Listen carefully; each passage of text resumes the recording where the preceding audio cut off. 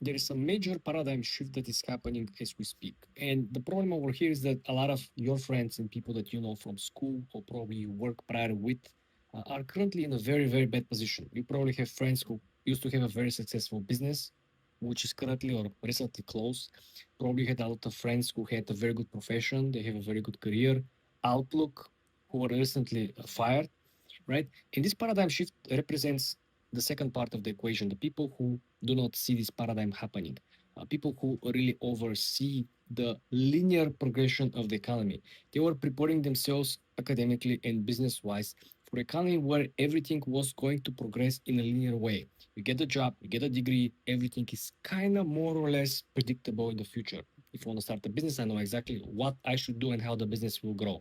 If I want to buy the house, I know how to get the house, the mortgage, how to get funds, how to manage the mortgage, so on and so forth.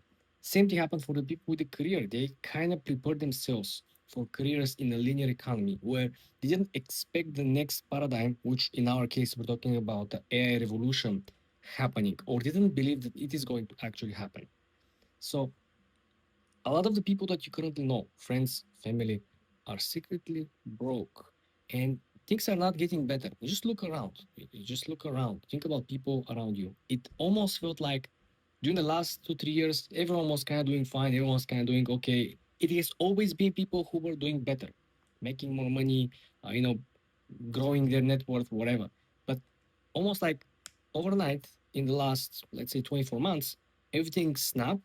Almost everyone got poorer, and the people who are doing well now are doing exceptionally well. And the gap actually exploded, expanded, right, in the levels that probably haven't heard of.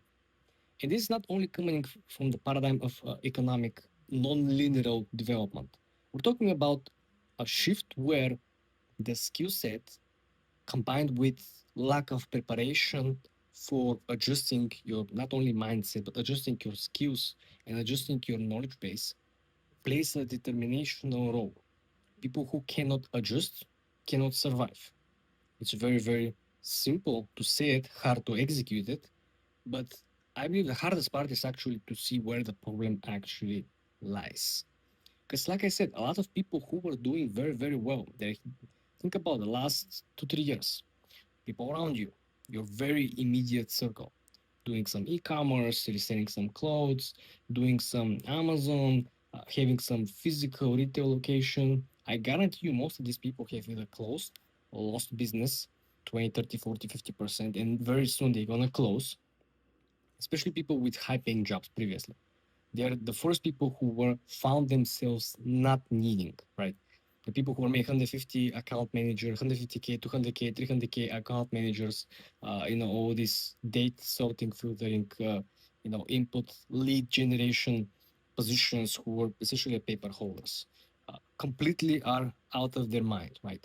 Imagine you graduate 8 years ago, you spent 6 or 7 years, you already seeing yourself to become a VP in whatever company you're working, and now you're out on the street.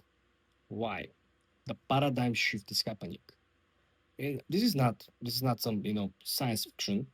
I want you to really understand the concept because when the paradigm shift happens during the first revolution, moving from actual horse carriages towards automobiles, right?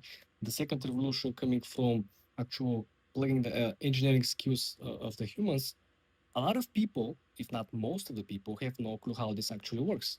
They didn't have idea how the car works, the combustion engine works. They didn't have idea how the electricity works. They didn't have idea how Nikola Tesla actually built the AC and how he converted and actually destroyed the DC of Edison. A lot of people weren't so sophisticated and weren't so interested in learning anything outside their original skills by training, whatever they learn in school, whatever they learned in universities. This is what they lived with. No one was actually going out of their way to learn something else on the side, or at least not deeply enough. You had some surface knowledge. Back in the days, people didn't even know where this country or that country outside the US actually was located. So you need to understand that people who lived with this mindset, they had to learn. And the good thing is that there was no distraction back in the days. People had nothing to do. You go to work, you finish work, and then nothing to do. Most people had no televisions back then. Then when the next revolution came, yes, some of them have radio, some of them have televisions, but still the distraction was not at the level that it is right now. So this means that people have actually focused strict plan of execution or learning some of the skills. That's why a lot of people actually found jobs. When the US Steel was actually started and executed, a lot of people learned how to utilize steel, how to build bridges. A lot of people without engineering background learn how to do engineering, right? So this means that anyone can learn everything, regardless of the type of paradigm shift that is happening around the world. But a lot of your friends, I already guarantee you, they don't want to learn AI. They hate AI. And they secretly hope that AI will give up, AI will disappear. They secretly expect this is going to be just another bubble and everything will simply go away. I hope Michael Burry also hopes for the AI bubble because he's betting big against the market. But again, if you just hope on one thing, you're not really hedging, you're not really risk adjusting your bet. You should always prepare for the opposite. You should prepare yourself for being right. You should prepare yourself for being wrong at the same freaking time. What this means? Well, you can still hate the AI, you can still hate all the technology, you can still hate any tool that replaces the human skill that you previously possessed, but you should also simultaneously prepare yourself to utilize the skill either for yourself on your personal life or utilize the skill to save it as a service. And I'm not just picking up stuff from the air. Uh, I got plenty of calls from different banks that I have business accounts with, right? And I got plenty of calls. And all of the banks, when we have a personal meeting one on one, they said, why don't pick up the phone? Why we cannot reach you out? I said, I already have an AI agent that filters and sorts out all the calls. Not only this, I have disabled the voice call. Why is that? Because the AI agent filters all the calls, and before the voice calls actually leave a small transcript on the phone, and this transcript can give a false directions to the AI agent. Can say, oh, we this is the information you requested. You can just click here and find the information you requested, and the AI agent might get confused. They might click on links that shouldn't click. This is going back to the example. Regardless of what you think about AI, regardless of what you think about your current, financial or career path, you should hedge every single bet and prepare yourself to take part in the paradigm shift. Otherwise, you're gonna be left behind the paradigm shift. You're gonna be left with people who didn't believe in cars replacing the carriages, didn't believe that electricity will replace the gas lamps, didn't believe that the actual guns will replace the bows and arrows, and the people who were, not optimistic, didn't hedge their bet. No one said anything about them in the history. They were simply erased from the history, replaced. Technology results, the results from all of these technological innovations replaced anyone who was skeptical of. Think about all the people who were writing articles in 19s that the internet is the next fad, the internet is the scam, it's nobody's going to be using. Same people who are talking that no one will ever own a personal computer because it doesn't make any sense.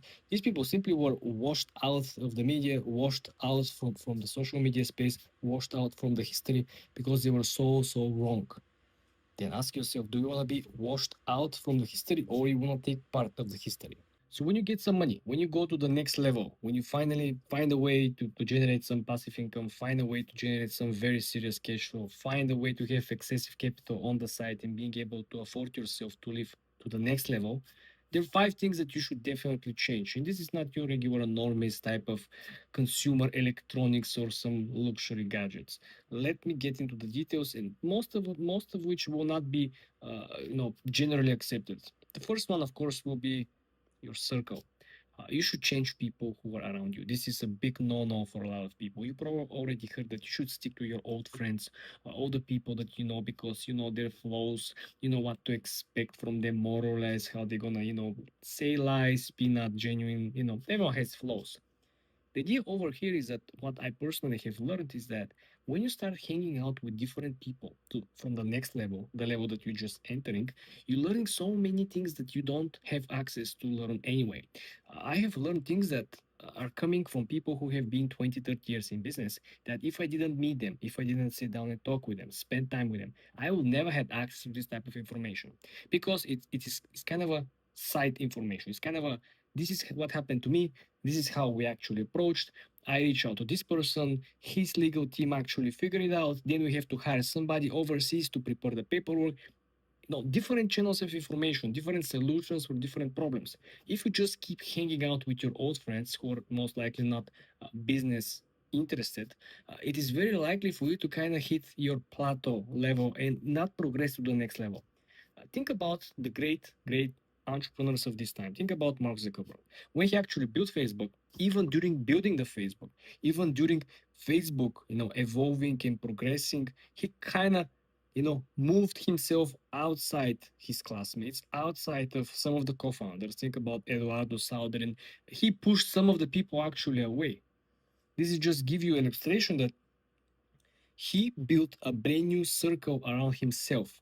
He surrounded himself with VC people. He surrounded himself with Peter Thiel. He surrounded himself with advisors and people who were more experienced in the startup industry. He didn't keep hanging out from Harvard alumni. He didn't keep hanging out with people from New York. No, he just closed the door for all the old connections and he opened the door for the new connections. So forget about all the stick to the old friend circles. If you want to go to the next level, you should open the brand new door and close the old door.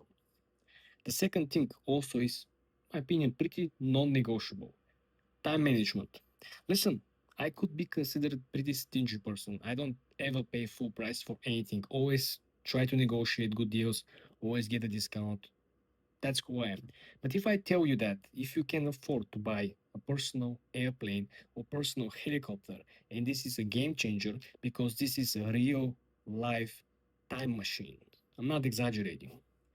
You will understand that the quality of life that you had previously, it's bullshit. The quality of life, not having to live on the lines like the normal people, not having to live by the rules of third party, airline company, not having to, stick to the small seats and wait for the delays and something might not be accurate, dirty seats, and all these small elements that destroy your quality of life. Once when you try the other side, the other experience, you will never want to go back. The real lifetime machine. Take an example of domestic flight that usually will take you between, let's say, on average, 5 hours, considering time prior and after the flight and during the flight and delays and so on and so on. This flight could be drastically shortened by around 2.5 to 3 hours if you have a personal plane. You have people on your payroll. You have two pilots waiting for you. You pick up the phone. You can make an appointment 30 to 45 minutes prior you want to fly. You just call them. They're on the spot ready for you. Okay, this is big non-negotiable, especially when you consider if you can afford the very nice big helicopter, but we're talking about 5 to 8 seater, not the big 110. There is a helicopter that can reduce your travel time like crazy. For example, the other day I was looking why, if you want to go to Hamptons from New York to Hamptons by car, it's 4.5 5 hours. If you want to take the train, it could be 6 hours, changing one train, second train, third train, right? If you want to go with the boat, even if you have a Thunder speedboat, it still will take you around 2.5 3 hours, which is mind blowing. But what if you have a chopper?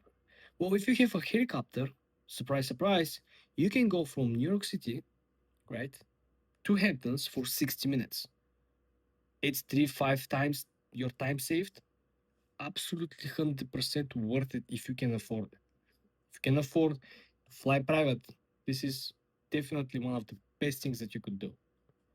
Third important element also, think about how many people disregarding spending money on their health when they don't have much money, right?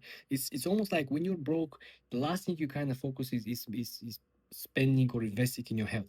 But when people start making a lot of money, first thing they're gonna do the aesthetics, they're gonna do, people who don't have hair, they're gonna do the hair, they're gonna do the teeth, they're gonna do a lot of small elements, facials, aesthetics. Health is extremely important if you can actually measure the progress, not going above and beyond. Because a lot of people are following how much of each and every vitamin they can max out on a daily basis.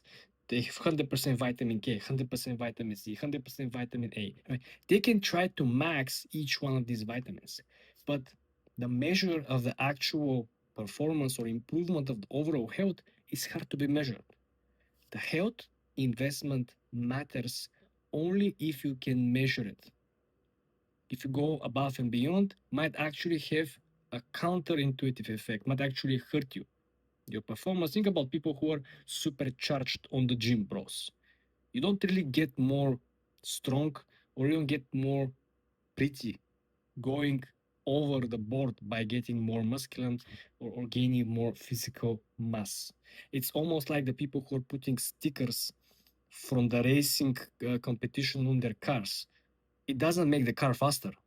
That's so stupid. When you put the stickers of the car, it doesn't make the car faster or the small spoiler at the back.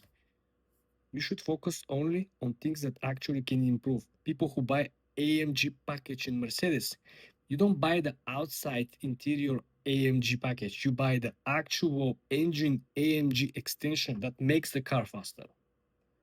Fourth important element, infrastructure. Any possible technological advancements that could improve your life performance, being at work or personal, you should invest in. I'm talking about any technology that you previously had idea to try, had idea to buy, will make your life better. A lot of the simplicity in our life is more or less connected to technology. Technology make life easier, which reduces the time spent on particular activity, which increases your free time. Your free time can either be focused on hobby or can be focused on another business. This is why technology infrastructure around you on a daily basis is very important. People use smart fridges, people use smart uh, lightning technology at their homes. You know exactly which time of the day, depending on the forecast. Tomorrow is going to be cloudy. I want tomorrow between in the morning between 9 and 12 before the actual real natural sunlight appears from the clouds. I want to have a more warmer light at home. I want to have the curtains to be open at 34 degrees, right? All these small elements of the technology that is knowing you and have a knowledge base plus memory learning on your behavior, on the parameters that you set based on the weather, based on the natural sunlight, based on your productivity, which days you're working, which days you're actually having days off. And the fifth important element, of course, will be building the connection around people who are dedicating their life building your company. Spend time, take care of your employees. A lot of people now these days understand that the human capital is very important. But now with the AI replacement, a lot of these business owners are forgetting that this will actually make the human capital more important. Will make certain positions 10 times more important than they were prior. And of course, there will be human capital will not be needed, right? There will be people who will be fired and will never be hired. But the people who will keep their positions will be 10 times more important. Why is that? According to Cloudflare, now, as we speak, at the moment, we have over 50% of all the traffic online is happening through the AI agents. It's not happening to you humans. What this even means that at some point, this AI agents traffic or purchases or browsing or overall location-based data will be contributed by 80 to 90% of non-human accounts. This means that you need to have somebody who will be able to filter out and make sense out of this information. This is going to be a human. And this human will be in charge of actually not only creating systems to prevent uh, you know, bad players on the AI agent systems, but he will also be in charge of creating systems that will help increase the sales, building the actual websites that will be suitable and will trigger interest from the AI agents. So these employees effectively that were previously trained to service your humans, being a good sales rep, learning how humans behave and being able to sell them whatever they want to sell. Now they have to learn the AI agents language. They have to learn how to pitch the AI agents, right? This is why the humans in your company who are most likely not yet fired and not going to be fired, they're going to be very, very important. This is why you need to really put the time and you really need to show them that you respect them and you want to invest in them and you want to make sure that they're also profiting from this new revolution, from this new technology, right? You want to make sure you're sharing the profits in some way. I'm not saying you do a clean cut from the daily profits, right, from them. No, I'm just trying to say that you should give them a, a special way growing the company to be able for each of these individuals to grow their personal network along the way. This is unlimited money glitch in real time for everyone involved in the company. Nobody wants to leave. No one wants to leave the work early. No one wants to be late for work because everyone knows that it makes them more money by being better at work.